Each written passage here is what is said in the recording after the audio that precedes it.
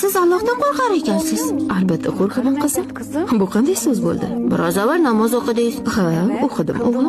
Yonmoqdan qo'rqqaningiz uchunmi? Chorsuvda bir kishi jomidan chiqib, bir bolani so'kayotgan edi. Nima ekan u bolani aytib? Yong'oq sotuvchidan yong'oq o'g'irlabdi. Bizni Alloh yoqsa, biz namozni qo'rquvda o'qiymizmi? Har mo'min Allohdan qo'rqish kerakdir qizim.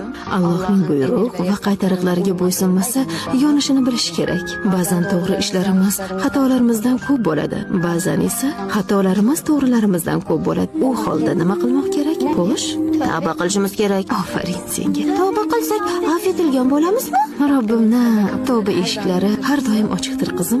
Islomning 5 sharti, iymonning 6 shartini bajarib, 7 katta gunohdan uzoq bo'lsa, Jannatga kiradimi? Alloh bilguchiroqdir. Ibodatlarimizda Allohning rizosini, jannatiga erishmoq, olamlarning sarvari Muhammad Mustafa sallallohu alayhi va sallamning jamolini ko'rmoq uchun, buning uchun esa avvalo eng suyukligimizga yetishimiz uchun namoz o'qiymiz.